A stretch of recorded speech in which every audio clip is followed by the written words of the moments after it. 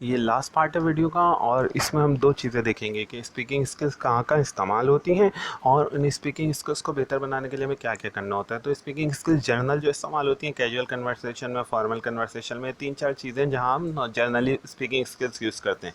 दूसरी, अगर हम देखना चाहें कि एज आ अकेडमिक का इस्तेमाल करते हैं तो अकेडमिक एज आ स्टूडेंट हम यूज़ कर रहे होते हैं। अगर पार्टिसिपेट्स वगैरह कर रहे हो मुख्तलिफ़ चीज़ों में, अपनी क्लास पार्टिसिपेशन में यूज़ कर रहे होते हैं।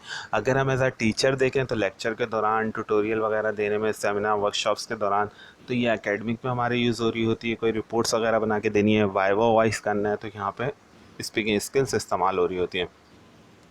और एक और बात बता दूं कि जो यूनिवर्सिटीज़ में पढ़ रहे हैं बच्चे, तो उनको ज़्यादा पता होगा कि एकेडमिक में कितनी ज़्यादा ज़रूरत है स्पीकिंग स्किल्स की, क्योंकि प्रेजेंटेशन ये सारी चीज़ों में। और नेक्स्ट, ये प्रोफेशनली कहाँ यूज़ होती है, तो कंपनी में हमें ओरल रिपोर्ट्स दी जाती हैं कि हमें कोई चीज़ के बारे में बताना है, नई प्रोडक्ट लॉन्च करने वाले हैं, उसके बारे में अपने कस्टमर एम्प्लॉइज़ से शेयर करना है, कोई नए आइडियाज़ हैं जो अपने मालिक के साथ शेयर करना है, तो इन सब चीज़ों में हमारे प्रोफेशनल यूज़ होती है। अच्छा, नेक्स्ट पार्ट बेटा बिल्कुल ज़्यादा कि हमारी इफ़ेक्टिव कम्युनिकेशन के लिए कौन से एस्पेक्ट्स को बेहतर बनाना है, कैसे बनाना है, वो हम फिर किसी दिन डिस्कस करेंगे। आज हम सिर्फ ये डिस्कस करेंगे कि कौन कौन से एस्पेक्ट्स को हमने गौर से देखना है, कौन से पे मेहनत करनी है। तो तीन स्टेप्स में अगर हम मेहनत कर लें तो हमारी स्पीकिंग अच्छी हो सकती है। तीन एस्पेक्ट्स से मुराद कौन कौन से? पहला, हमारे जो अल्फाज इस्तेमाल कर रहे हैं, वर्ड्स। दूसरा, हमारी वॉइस। और तीसरी चीज़, हमारी नॉन वर्बल कम्युनिकेशन यानी हमारी बॉडी लैंग्वेज। तो इन चीज़ों पे, अगर तीन चीज़ों पे हम कमांड हासिल कर लें तो हमारी लैंग्वेज बेहतर हो सकती है। मैं थोड़ा थोड़ा तीनों को डिस्क्राइब कर देता हूँ। अब चूजिंग योर वर्ड में क्या होता है कि ऐसे कोई भी वर्ड्स इस्तेमाल नहीं कर दें जिसके डबल मीनिंग हो, या कोई भी ऐसे वर्ड्स इस्तेमाल नहीं करने जो अगले को समझने में मुश्किल हो। जैसे पहला वाला पॉइंट जो लिखा है ना, if in doubt about your meaning, अगर आपके अल्फाज की मीनिंग में कोई डाउट होगा, इबहम होगा, मतलब आपके अल्फाज क्लियर पिक्चर नहीं दे रहे होंगे, तो ऑडियंस आपसे दोबारा पूछ सकते हैं, भाई ज़रा दोबारा बता दिएगा। तो कितनी अजीब सी बात होगी ना, यानी आप अच्छे स्पीकर नहीं है। अगर ऑडियंस को ये ज़रूरत पड़ रही है कि आपकी बात को रिवाइज़ करवाए, इसका मतलब आप अच्छे स्पीकर नहीं है। तो आप अच्छे स्पीकर नहीं है तो आपने वहीं कॉन्फिडेंस खो देना है एम्प्लॉइज़ का, ऑडियंस का, मतलब जो भी आपका ऑडियंस होगा। और इम्पॉर्टेंट क्या है, जो भी अल्फाज इस्तेमाल करे जाएँ, और जब बहुत ख़ास बात आप कर रहे हो तो कोशिश करें कि ज़्यादा सादा अल्फाज में, अच्छे से अल्फाज में तैयारी के साथ पेश करें। अच्छा, नेक्स्ट क्या चीज़, वर्ड्स चूज़ करते वक्त दो चीज़ों को बहुत ज़्यादा ध्यान में रख सकते हैं, योर ऑडियंस एंड एक्सेंट्स। मतलब ऑडियंस का मतलब ये कि आप जिनसे बात करने जा रहे हैं उनके बारे में आपको मालूमात हो, उनके बारे में आपको मालूमात हो, और आप ये भी पता हो कि आपने कब किससे किन अल्फाज में बात करनी है। मतलब पेरेंट्स से बात करनी है तो लैंग्वेज आपकी अलग होगी, अपने बच्चों से बात करनी है तो अलग लैंग्वेज होगी, स्टूडेंट से बात करनी है अलग लैंग्वेज होगी, टीचर से बात करनी है अलग लैंग्वेज होगी, कंपनी में बॉस से बात करनी है अलग लैंग्वेज होगी, कोलीग से बात करनी है अलग लैंग्वेज होगी। तो आपको हर जगह की लैंग्वेज का अंदाज़ा हो कि कहाँ आपके लिए कौन से वर्ड सूटेबल हैं। फिर सेकंड पॉइंट ये कि आपको शॉर्टर सेंटेंसेस इस्तेमाल करने, और इतने भी शॉर्ट ही नहीं, हाँ हाँ बस, ये इतने भी शॉर्ट ही नहीं कि अगला बदला मतलब ही नहीं समझे। मतलब छोटे भी होने चाहिए और क्लियर पिक्चर भी होनी चाहिए उनके अल्फाज में, बिल्कुल चुनाव करते वक्त, कि उनकी बात भी वाज़ेह हो और उसमें कोई एक्स्ट्रा वर्ड्स भी ना हो। और इसके बाद ये कह रहा है कि सादा अल्फाज इस्तेमाल करें जो समझने में बिल्कुल आसान हो, और जिसमें कोई ऐसा ना हो, मुश्किल अल्फाज इस्तेमाल ना करें अपनी लैंग्वेज में ना। अच्छा, एक्सेंट से मतलब ये है कि बेटा, हर देखा तुम लोगों ने देखा होगा, हम कराची में रहते हैं तो कितने सारे एक्सेंट के लोग रहते हैं। कुछ, या एक क्लास की मिसाल ले लेते हैं हम, अगर एक क्लास में पढ़ा रहे हैं, कुछ बच्चे होते हैं अगर हम तेज़ तेज़ सवाल सॉल्व कराएं, मतलब तेज़ बोलें, तो वो जल्दी से समझ लेते हैं। और कुछ बच्चे होते हैं जिनकी सुनने की सलाहियत कम होती है, एक्टिव लिसनर नहीं होते, तो उनके लिए हमें ठहर ठहर के बोलना पड़ता है। तो जब भी हम किसी के बारे में बात करें, किसी के सामने स्पीकिंग स्किल्स यूज़ करें, तो हमें ये अंदाज़ा होना चाहिए कि अगला बंदा किस एक्सेंट को ज़्यादा अच्छे तरीके से समझ सकता है। आया मैं फ़ास्ट एक्सेंट यूज़ करूँगा तो वो जल्दी समझ लेगा, ये स्लो एक्सेंट पे जल्दी समझेगा।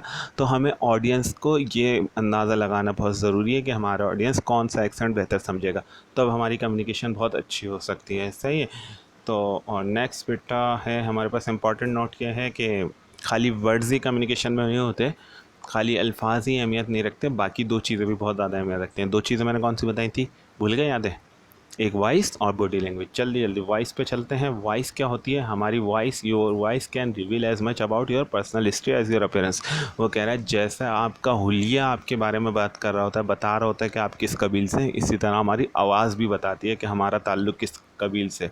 और हमारी वॉइस का साउंड जो होना चाहिए स्पीच का, वो इंडिविजुअल्स को बता देता है कि हम क्या बात करना चाह रहे हैं। अगर हम बहुत गुस्से में चीख के बोलें तो अगला बंदा समझ जाता है कि गुस्से में, हम बहुत प्यार से बोलें तो मोहब्बत से बात कर रहे हैं, चूना लगाने वाला है, तो अगला बंदा फ़ौरन समझ जाता है ना।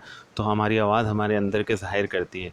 अच्छा, दूसरी बात ये आवाज़ के ही ज़रिए पता चलता है कि अगला बंदा जो बात कर रहा है उसके अंदर कॉन्फिडेंस लेवल कितना है। अगर उसका कॉन्फिडेंस लेवल यूज़ होगा, उसकी जो बात कर रहा होगा वो बैक पे उसके कोई पावर नहीं होगी, मतलब वही ऐसी आए बाएँ शाएँ इधर उधर की बातें कर रहा होगा, तो उसका कॉन्फिडेंस स्लो होगा, वो शेक मतलब लहरा रही होगी आवाज़ में, एतमाद नहीं होगा, लहराते लहराते बात कर रहा होगा, कभी स्लो हो रही होगी, मैं चबा रहा होगा आवाज़ को ना। और शाय पर्सन भी इस तरह होते हैं, वो अपनी बात को सही से नहीं कर पा रहे होते। तो इसीलिए हमें क्या करना है, जब भी हम स्पीकिंग करें तो हमारी आवाज़ में बहुत कॉन्फिडेंस और एतमाद होना चाहिए। जो भी बात कर रहे हैं वो एक पावरफुल अंदाज में बात करनी चाहिए। सही है बेटा। अच्छा, नेक्स्ट और इस अब दूसरी बात ये कि लोग समझते हैं कि हमारी आवाज़ जैसी कुदरत ने दी है वो वैसी है, उसको चेंज नहीं किया जा सकता। नहीं भाई, आवाज़ पे अगर मेहनत की जाए तो वो चेंज की जा सकती है। एक और बात ये, हम में से बहुत सारे लोग होते हैं जिनको अपनी आवाज़ ही पसंद नहीं होती। क्यों पसंद नहीं होती? क्योंकि वो मेहनत ही नहीं करना चाहते, और बहुत सारे लोगों को पता ही नहीं होता कि उनकी आवाज़ साउंड क्या देती है। तो क्यों नहीं पता होता? कभी उन्होंने सुनी नहीं होती। तो भाई आप लोगों के लिए सजेशन ये है कि अपने आवाज़ में लेक्चर्स रिकॉर्ड करें। कोई भी पेपर उठाएं, उसको आवाज़ में रिकॉर्ड करके पढ़ना शुरू कर दें, और जब फिर उस आवाज़ को सुने, जब आप सुनेंगे तो आपको अंदाज़ा होगा, हाय अल्लाह मैं यही अल्फ़ाज़ कितने गलत यूज़ करता हूँ, हाय अल्लाह मैं इसकी जगह ये बेहतर यूज़ करूँगा तो ये बेहतर होगा, ये अल्फ़ाज़ यूज़ करूँगा बेहतर होगा। तो आपको अपने आवाज़ के बारे में जानना बहुत ज़्यादा ज़रूरी है, और इसके लिए इसी तरह मेहनत करनी। मैं आपको बहुत सारी एक्टिविटीज़ देने वाला हूँ आवाज़ को बेहतर बनाने के लिए। सही। अच्छा, अब अपने आवाज़ को बेहतर बनाने के लिए आपको 3 चीज़ों पे मेहनत कर सकते हैं, वॉल्यूम पे, क्लैरिटी पे, वैरायटी पे। वॉल्यूम का मतलब आपकी आवाज़ का वॉल्यूम ना तो बहुत ज़्यादा होना चाहिए कि अगले बंदा कान बंद कर ले, ना तो इतना कम होना चाहिए कि अगले बंदे को समझ ही ना आए। दूसरी बात ये क्लैरिटी होनी चाहिए, मतलब आवाज़ बिल्कुल ना चबाएँ होंठों में। बाद लोग बोलते तो बहुत साफ तेज़ आवाज़ में, नॉर्मल आवाज़ में, लेकिन उनके अल्फाज ही समझ में नहीं आते, होंठ कम खोलते हैं, या बहुत सारे लोग होते हैं पूरा ही मुँह खोल देते हैं। तो ऐसे सूरत में फिर अगले बंदे को समझ में नहीं आता। तो हमारे इतनी क्लियरिटी रखनी है आवाज़ में कि अगला बंदा हमारे अल्फाज को समझ सके। वैरायटी से मतलब ये हमें अपने अल्फाज में वैरायटी लेके आनी है।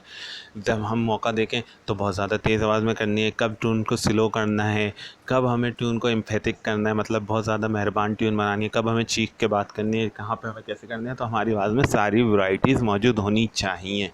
ठीक है बेटा, इन तीनों पे भी बहुत ज़्यादा मेहनत करेंगे। नेक्स्ट आखिरी चीज़ जो है बॉडी लैंग्वेज। बॉडी लैंग्वेज हमारी आवाज़ और हमारे वर्ड्स एक तरफ। हमारी अगर स्पीकिंग स्किल्स को बेहतर बनाना है और कोई ऐसा सेशन है जहाँ पे आपके पोस्चर्स नुमायाँ हो रहे हैं, पोस्चर्स नुमायाँ होने से मतलब आप ख़ुद मौजूद हैं बात करते हुए, या आप वीडियो में बात कर रहे हैं, तो ऐसी सूरत में आपकी बॉडी लैंग्वेज बहुत ज़्यादा इम्पॉर्टेंट इख्तियार कर जाएगी। जैसे आपकी कोई वीडियो लेक्चर रिकॉर्ड करवा रहे हैं, आप किसी कंपनी में खड़े होकर प्रेजेंटेशंस दे रहे हैं, फ़ोन पे बात कर रहे हैं तो अलग सिचुएशन है। इसके अलावा जितनी भी सिचुएशन है ना, और जिसमें आपकी वीडियो नुमायाँ हो रही है, तो उसमें आपकी बॉडी लैंग्वेज 50% हिस्सा लेगी। अब 50% हिस्सा लेगी तो इसको नॉन वर्बल कम्युनिकेशन भी कहते हैं। इस पे भी मेहनत बहुत ज़्यादा करनी है। आपका हुलिया बहुत प्यारा सा होना चाहिए, आपके बाल वगैरह बिल्कुल सही होने चाहिए। और दूसरी बात ये, जब आप बात कर रहे हो तो जो बात कर रहे हैं और आपकी बॉडी उन अल्फाज का साथ देना चाहिए। बहुत सारे लोग होते हैं बात कर रहे होते हैं आपके, और लेकिन आंखें इधर उधर चल रही होती हैं, बस जैसे इंटरेस्ट ही नहीं है बात में ना। तो उससे क्या होता है, ऑडियंस मुतासिर होते हैं। ऑडियंस कहते हैं जब वो अपनी बात सुनना नहीं चाह रहा तो हम क्यों सुने। तो बेटा अब ना आपको ऐसे ज़ाहिर करना है, लोगों के आंखों में आंखें डाल के बात करनी है। मतलब अच्छी बॉडी लैंग्वेज ये होती है कि आप जब किसी हज़ार लोगों से बात करें ना, तो हज़ार के हज़ार का आई कांटेक्ट बरकरार रखें, उनको इतनी तवज्जो दें कि वो समझे भाई ये मुझसे ही तो बात कर रहे हैं। तो वो अच्छा स्पीकर वो होता है जो हर ऑडियंस को ये एहसास दिलाए कि भाई मैं तुमसे ही बात कर रहा हूँ, तुम ही मेरे लिए इम्पॉर्टेंट हो। तो आपको अपनी बॉडी लैंग्वेज का बहुत ज़्यादा ख्याल रखना है, कैसे खड़े हैं, कैसे बात कर रहे हैं, हाथ कब हिलाना है, कब नहीं हिलाना, सर उठा के बात करनी है, ये सारी चीज़ें हमें सीखनी है। उम्मीद है इस लेक्चर्स में भी आपने सारी चीज़ें समझ ली होंगी। फिर भी कुछ समझने नहीं आया तो आप मौजूद हैं, आप मुझसे बार बार पूछ सकते हो। और बाकी मैं कोशिश करूँगा कि लास्ट के 5 डेज़ में हम इन स्किल्स के बारे में डिटेल में बात कर सकें कि इन स्किल्स को बेहतर किस तरह बनाना है। पहले सारी स्किल्स का इंट्रोडक्शन ले लो कि किस स्किल्स में क्या चीज़ें इंपॉर्टेंट होती हैं, और फिर हम आखिर में बात करेंगे इसको बेहतर कैसे बनाना है। तो परेशान नहीं होना बेटा, कोई भी सवाल हो तो मुझसे पूछ सकते हो। अपना बहुत सारा ख्याल रखना, और थैंक यू। अल्लाह हाफिज़।